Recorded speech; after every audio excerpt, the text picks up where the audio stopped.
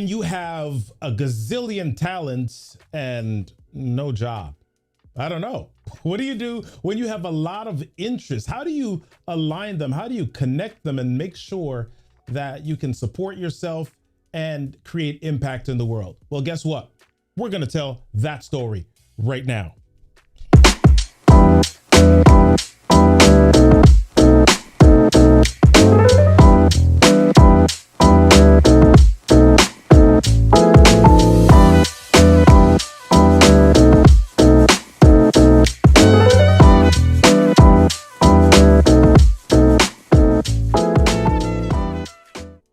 Hey y'all, what's happening? It's Robert Kennedy III, RK3. That's me, and welcome to another episode of the What's My Story podcast. So glad that you are here today. My goodness, I don't know if you are like me, but I'm anticipating this episode today because today's episode features a storyteller just like myself. Yes. So we're going to have an amazing time. But first, before we get to the guest for today, before I introduce my fabulous guest, I want you to do me a favor.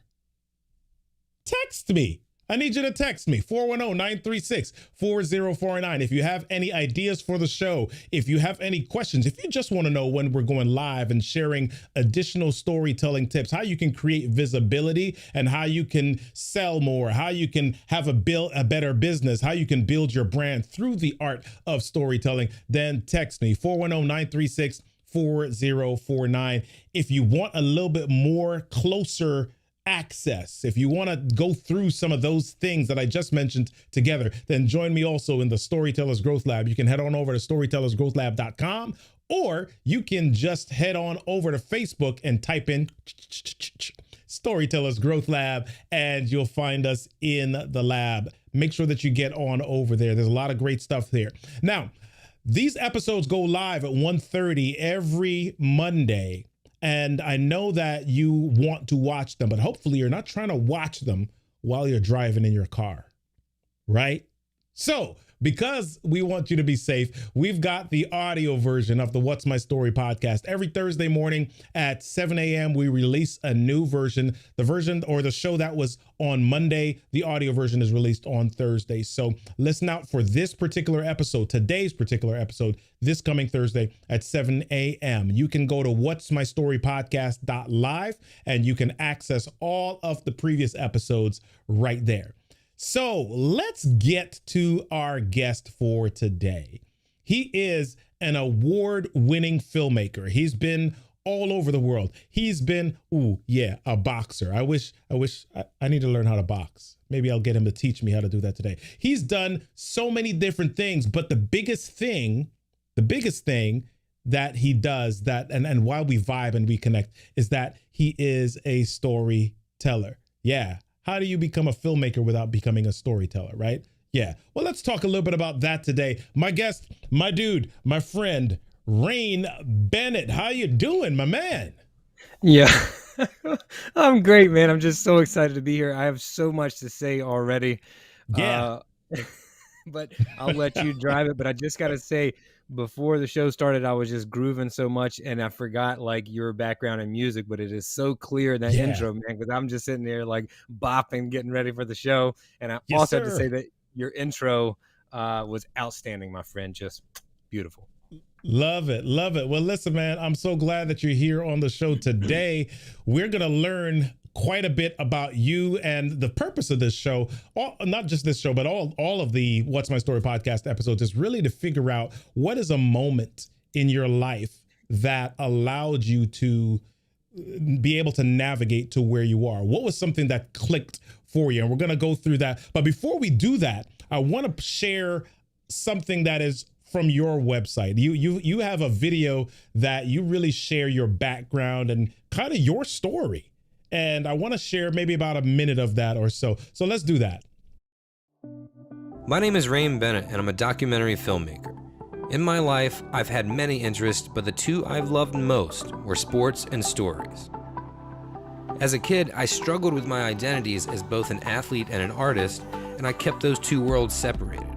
I realized I wasn't going to be a pro athlete, so I went to college for media production, and then I started working on indie films and training under documentary filmmakers. But I still felt pulled to the world of sports, so I started training people in boxing and fitness classes in 2008. I fell in love with teaching people and watching them improve.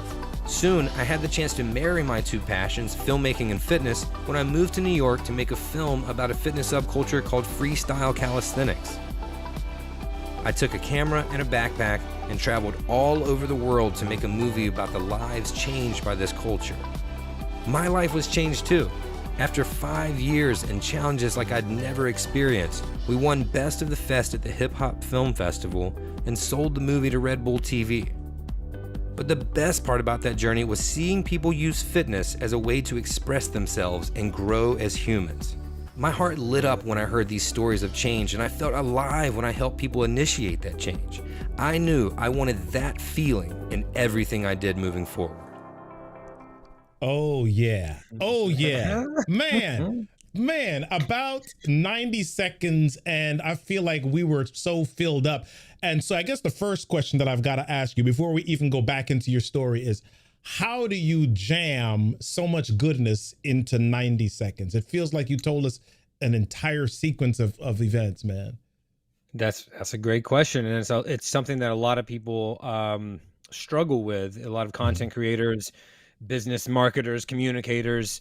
And I think it really comes down to knowing the essential elements of a story, like what people are going to latch onto, what you need to have that arc, but also what's going to resonate with people. So, to the point of length and getting a lot in there, you want it to feel, you don't want it to feel too fast. You don't want it to feel too slow. You can have a 90-second piece that doesn't feel rushed and have a lot of information in there.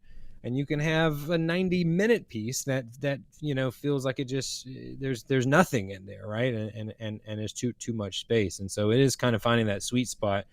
There are a couple of things you said in your intro after I came on that I just wanted to bring attention to. And you said today we're going to learn a lot about me. And what my hope is for the show is that, yeah, I can tell my story and what happened for me. But the goal for me is to help the people listening learn about themselves. So that's really, really the goal. And you also made this point, and this whole show seems to be about these moments you said. And I love that. I'm over here furiously writing down notes.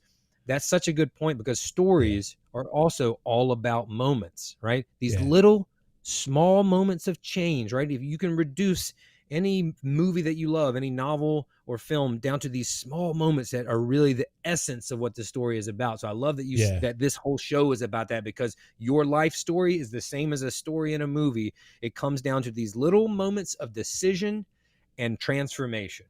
So let's talk about that decision for a second, because I think what happens is, and part of the premise of this show, even the beginning of that video, you said that you had these varying interests, right? Yeah. And if you're growing up anything like me, you had a family that said, you've got to do this, you got to go to college, and you got to do this job. And in your mind, you're like, yeah, I got to do this job, but I got to do that one thing for the rest of my life. But there's something that's always pulling at you. Like, geez, I can't do just this one thing. I have these varied things that grab at me. So tell me, take us back to kind of your moment before you got into the sports. Where did you really begin to tell us a little bit about that struggle that you were feeling? Absolutely. And I think it's like, I don't agree with that. You always hear the cliche, jack of all trades, master of none. And I do think undoubtedly, if you're a specialist and you can do deep work in an area, that is a way to excellence. The point I'm trying to make is there is not one path to excellence. We all have our own unique paths, right? And there's different journeys there. So my issue was, and I know a lot of people struggle with this, because a friend of mine, Melissa Casera, called it multi-passionitis. My issue always is that I had too many passions. And the problem that can present is that you can bounce from thing to thing and never get that deep work or that focused work done, i.e. never make any real progress with that. For me, I always was an athlete and I always was an artist. Ever since I was a kid, I was attracted to both. The problem for me was I never saw anyone navigate those two kind of clear identities together.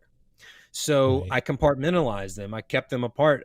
My nerdy theater friends would think I was a jock because I did push-ups and played sports all day. And then my like jock friends would think I was like nerdy because I'm into musical theater and all these things like that. The moment for me, the epiphany for me was understanding what you really need, that you can be that person that has a bunch of interest, but the goal, what you need is that alignment of all of those things. And then you can focus on a clear path forward, because we all know if we're trying to get up a mountain, we can't climb several paths and start and stop and start and stop. We'll never get to the top. So you do need that one central lane, but it doesn't mean you can't be interested in a lot of things. You have to find that one thread that ties them all together. That is the key.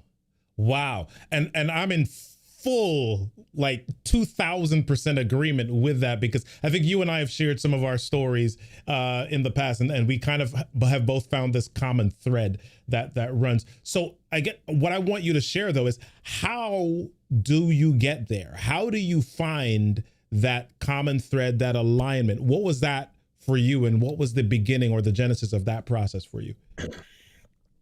That is the question. And it is a lot of work, I'll say this. And now that I'll flash forward for just a moment. Now that I help people do this process, that I've been through it and I help people do it, many of my coaching clients have called it or compared it to therapy. It is very therapeutic.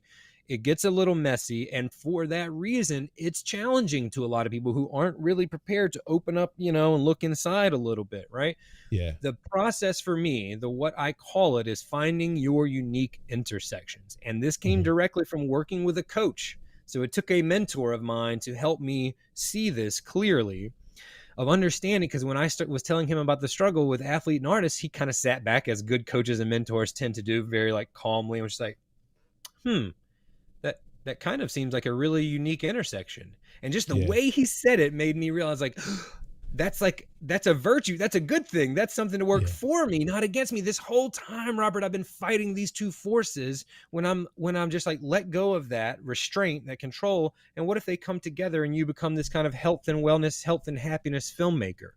Yeah. Well, there's not hardly anybody I know with that lane. And so that is the point that I'm trying to help people understand, is that you have your own unique story, your own unique intersection, and you can carve out your unique lane so that you don't have competition.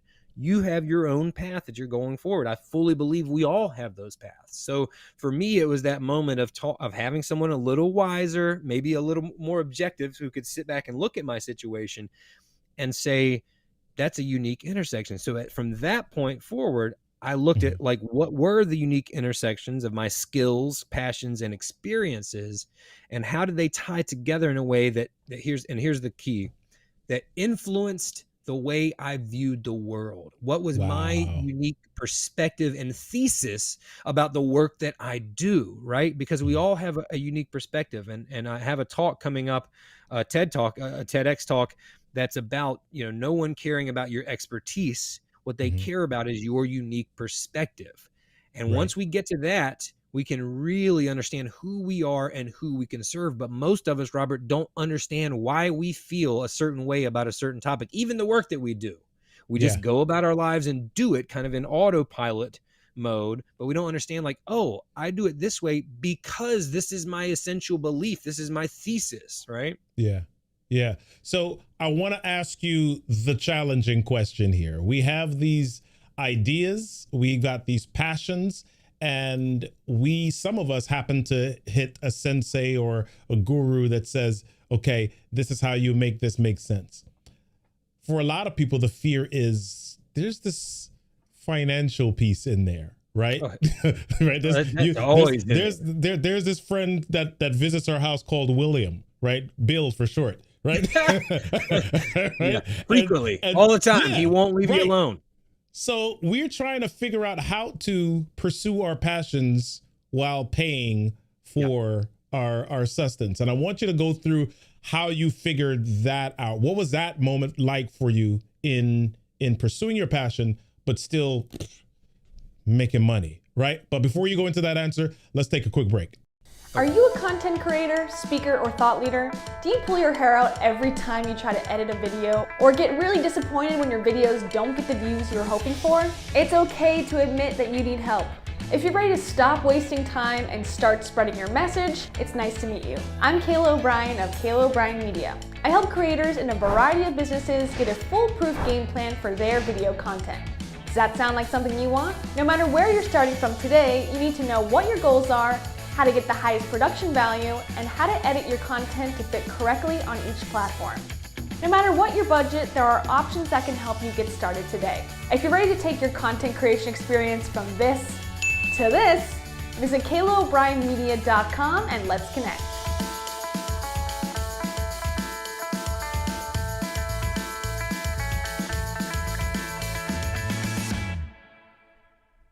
Thanks, Kayla, for being a sponsor on the What's My Story podcast. Listen, if you want to make sure that your video, your story, your media is on point, then you want to make sure that you get a professional to do that. And you can have somebody like Kayla O'Brien at Kayla O'Brien Media do that for you. So head on over to KaylaO'BrienMedia.com. Make sure that you get yourself correct. All right. So let's jump back into this story here. So, Rain, you had a guru, you met your sensei, you met your mentor, and they showed you, or they shared with you, how to pursue that passion. But you now also you got bills to pay, man. How did you do that? Or how did you find the courage to begin doing that?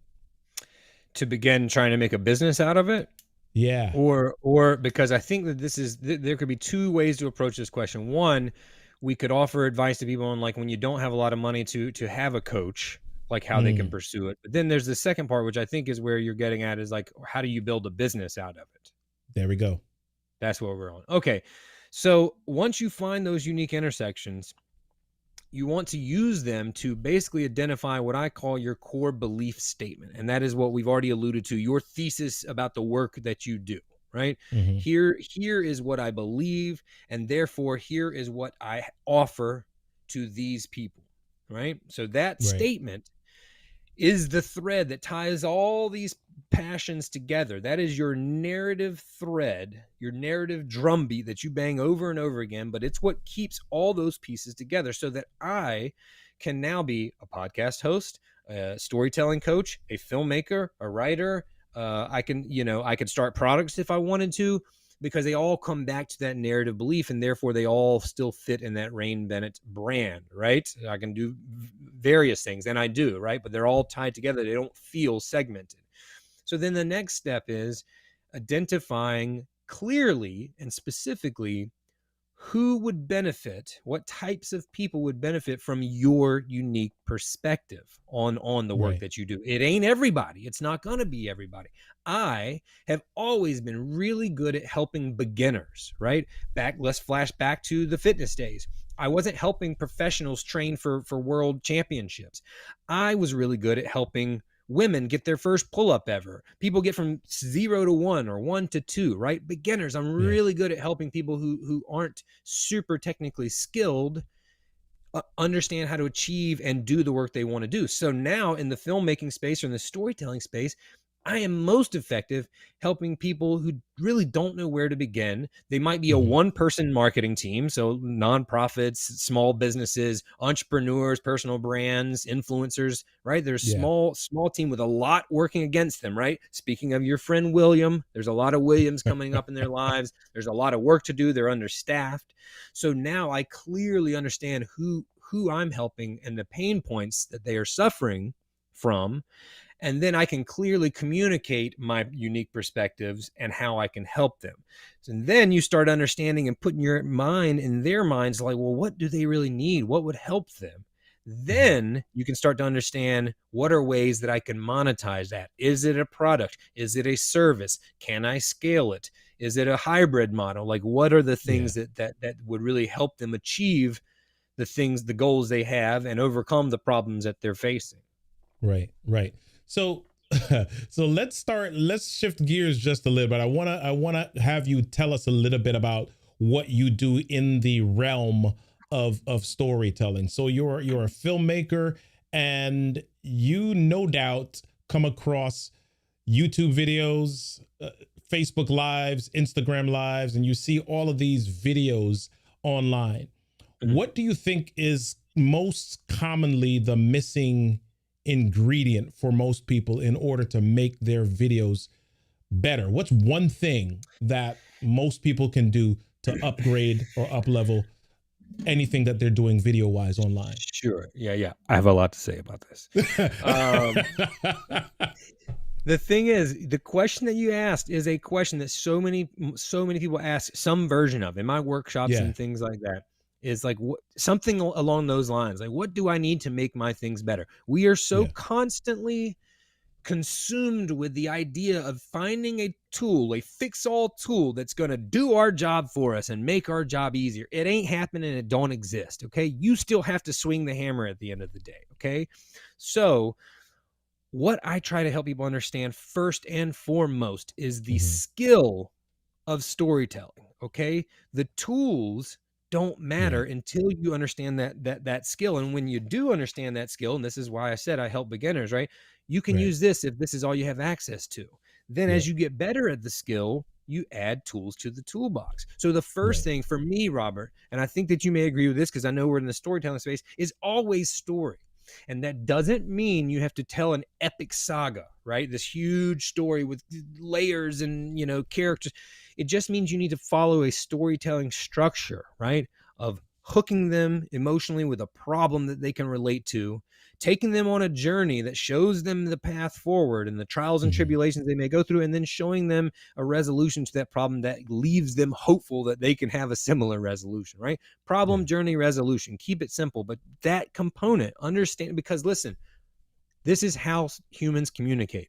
The biggest problem that people face when using video is not the mobile editing app or not the graphics to use or what camera they should shoot with, is understanding how to communicate to other humans. Okay. Then it doesn't matter if you use fancy graphics or if you have jump cuts or if your color correction isn't great, because people will listen to it if you unveil your messaging in the narrative format. We will listen to it. That is how we are designed to process information as humans. Point, period, end of story. Get it? Love it. I love it. So when you create your videos, and so you're obviously using a storytelling format, and we talked a little bit earlier, we showed your video and we said, my goodness, you've got so much power packed into 90 seconds. For somebody who is not an expert at this, somebody who's not a filmmaker, and I know you said you do a lot of work with beginners, how can I get the most bang for my buck in the shortest period of time? What is something that I can do to really help connect with my audience and get the point across in a short period of time? That's a good question, and a lot of it depends on your ultimate goal with said video, right? But always is making your audience feel that you understand them. So that means your video, even if it's about you, like my bio, that was my video bio. It's on my About Us page, right? It's about me, right? But you still frame it and shape it so that it makes the people feel that it's somehow about them. Sometimes that's blatant and sometimes it's more subtle, like my video, which was my video bio, right? But if you're making a YouTube video trying to help your people learn how to change brakes, we're not talking so much, even though we've identified our unique perspective to changing brakes, it's not about promoting our views. It's about showing people how our views can help them by understanding fully that their problems that they're experiencing. Hey, you ever change your brakes before, but you don't have ramps to pull your car up on?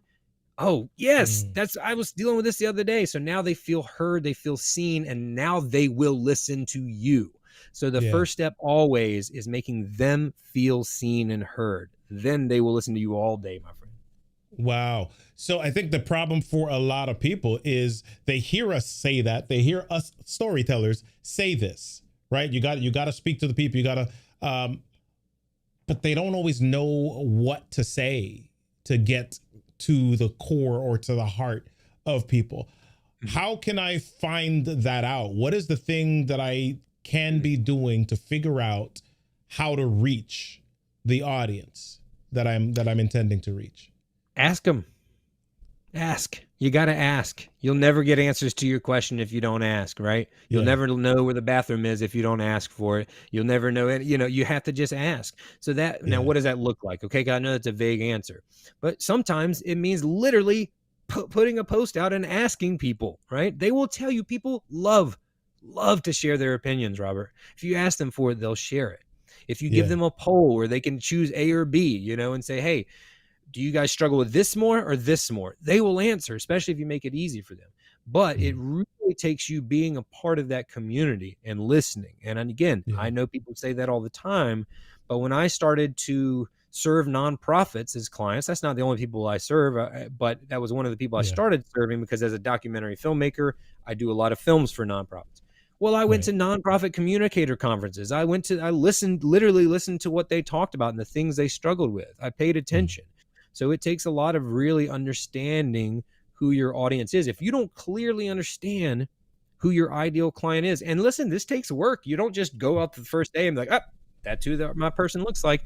It takes a lot of work and listening, and it evolves. It may evolve over time. You can't be rigid. But if you don't clearly understand that, you'll never be able to clearly communicate your marketing messages to that type of person. But again, you really understand who that person is by understanding who you are and your unique perspectives and who it could help. Once you figure that out, it will open the door to the people that you would serve. All right, well, I view things this way. Okay, let's use myself as an example. I'm not very skilled technically as a filmmaker, never have been. Always thought it was an issue, a flaw, imposter syndrome runs rampant, until I figured out, like, it's kind of a real benefit for me to focus on the story and not worry so much about the gadgets or the crew, and just tell the story. And also, who could that help? Well, now we have a slew of content creators in 2021 that aren't professional artists and writers and filmmakers, but everybody almost is a content creator. Do I think that my skills and lessons learned as someone who's not technically savvy but knows how to communicate with people with whatever tools I have, could that help those people? Of course it could. That's my audience. Wow. I think one of the things that somebody, a guest maybe about 3 episodes ago, said, the people who you can best serve is the person who you once were. Right? Oh, for sure. Yeah. For sure. Yeah. You know, I have a speech, a workshop coming up that is called Turn Your Tragic Flaw into Your Superpower. This is a very common path that people have, of like, the problem that you face, you have to work on it so long and so hard to fix. It becomes the thing that you're great at. And like making it up the mountain, it's really just you looking back, Robert, and showing somebody, hey, I took a left at that rock and then I went right at that tree, right? It's showing someone the path forward that you took, and you took it the hard way, right? Right. So we're winding this thing down, man, and I'm not ready to go. I wanted people to kind of get into your space a little bit more. So we shared the video, we shared your past, you traveled all over the world. And now you're at this place where, you were what some of us call somebody called it what, a multi-passionite, a multi-hyphenate, a multi-potentialite. You've got all of these different terminologies for it. So in your estimation, how long would you say it took you to get from this space where you felt scattered to really zoning in on kind of, this is my space? This is such a good question, because a lot of times when we're doing speeches or presentations like this, we leave people feeling like happy and like, let's go. And you need that, right? Mm-hmm. But it is so crucial to keep it real. And right now we're keeping it real, because this does not happen overnight. It doesn't happen in a week. It doesn't happen in a month. We are talking about years, I would say. Depends on how much work you've done beforehand. But like everything, this is a real process. Building a business, how long do you think it takes to make a film? Documentary film, you're talking about 2 to 4 years, like guaranteed. Like, these things take time, but also it takes time because it's an ever evolving process, right? Your epiphanies that you'll have in year 1 change in year 2, right? You're constantly growing. So don't look at it as like, oh my God, it's gonna take me 3 years to do this. Look at it as like, hey, you're trying to build a 30, 40 year career. 3 to 4 years is 10% of that, right? So like, if you're going up the mountain, making it, up that first, quarter of a mile is not a problem. You got a long ways to go, but let's be realistic. It takes some time. It takes real time, because you can't rush this sort of thing, because a lot of it it takes a lot of iterating and researching and thinking. It takes some time. I'm not saying it takes that long for everybody, but I am saying very clearly that it does not happen overnight. Yeah. Well, listen, this has been a fabulous story. And I know that based on some of the notes and comments here that I'm seeing, people want to know a little bit more about you as well. So tell us a little bit about who you serve, how you work with people, and where we can find out more about the Rain Bennett. Oh my goodness. Hey, what time do we cut off, Robert? Because I have one more thing I want to add, very tiny thing, but it's not about the question you just asked. Let's go. Let's add it. All right. Well, you want to do it now? It's pertaining to something you said in the beginning. You mentioned boxing. You said, I need boxing. I'm going to give you 2 very fast tips on boxing that will help you immediately. 1, keep your hands up, right? Rest here. If you're ever in a street fight, keep your hands here so you can block yourself. Number 2, the shortest distance between 2 points is what, Robert? A straight line. Straight line. Right. So don't swing like this. Straight shot. Boom. Now you're a better boxer immediately. Protect yourself. straight punches. This is the thing that everybody gets wrong if they're just randomly being attacked. All right. So the way I serve people is, in, as you could probably guess, a myriad of ways, multiple ways, right? A multitude of ways. 1, I'll go top level down. Video production. I'm a filmmaker first and foremost, so I help organizations and people tell their stories through video most. I'm also a speaker, a keynote speaker, and a workshop leader, right? So that means helping people, consulting at companies, going to conferences, and helping people understand how to use storytelling and storytelling structure to make a deeper impact on their audience. Mm-hmm. Now, I'm also a writer. So I help people with that. I have a book coming out very soon, November 2nd, by the way. I write every week for a weekly column. And of course, there's blogs and other articles out there. Podcast host, which is released weekly. So there's a lot of different free options that I have for people. And here's the newest thing that I started doing in the pandemic. The pandemic, a lot of people were struggling, especially financially and with their businesses. And a lot of people lost their jobs. So they were looking for their next path forward. And I was speaking a lot before that. I just started my speaking career 2019. And when it stopped in 2020, I said, well, I've always kind of wanted to coach. And so I started putting out feelers saying, hey, I'm giving away free 1-hour consulting calls. Lots of people took me up on that option. And I started coaching people on how to tell their stories and how to tell and uncover their personal story that would help to go through the same process of finding their unique intersections that I went through. So since then, I've been doing that for, I guess, now a year and a half. And I can't tell you, Robert, nothing lights my heart on fire more than seeing light bulbs go off in other people, seeing those little epiphanies that I went through happen in them. I get so stoked for that, my friend. And so that's something I've been doing now, and I'm really passionate about it. And for those, back to your point about the finances, for those that can't necessarily afford a one-on-one coach, I just created a course out of my most popular coaching package, which is much more affordable investment for some people. But that's where I've been spending a lot of my time lately. So a lot of different services, but as you can see, I hope you can clearly see, they're all woven together by that core belief statement, that narrative thread that ties them all together. Love it. Love it. Rain, it's been phenomenal spending time with you today. Don't leave. I gotta wrap this thing up, and then we gotta chat in the green room here for just a second. So we'll see you again real soon. If you want to get in contact with Rain, make sure that you head on over to rainbennett.com and learn a little bit more about him. Hey, listen, you are amazing. You are phenomenal. And the life that you're living is a story. You've got to be able to share that story, because that story is not just happening to you. You might be the star of your story, but your story is not for you. If you are the starring actor of a movie, the movie is for other people. So you want to make sure that you share that. You want to do that so that people have the opportunity to be transformed by your life, by your experiences, and how you navigated your way through them.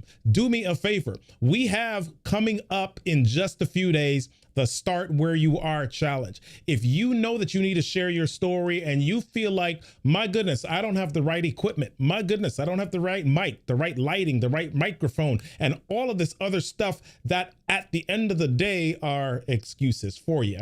We want to help you navigate that. We want to help you push past that. So join us for the Start Where You Are challenge starting August 29th at 6 p.m. Go ahead and register at startwhereyouarechallenge.com, and we'll see you in the room coming up real soon. Don't forget to join us for another episode of the What's My Story podcast coming up next week, Monday at 1:30 p.m. Eastern Standard, or is it daylight? One of those. It's just Eastern. I'm on the East Coast. Join us at 1:30. I'll see you then.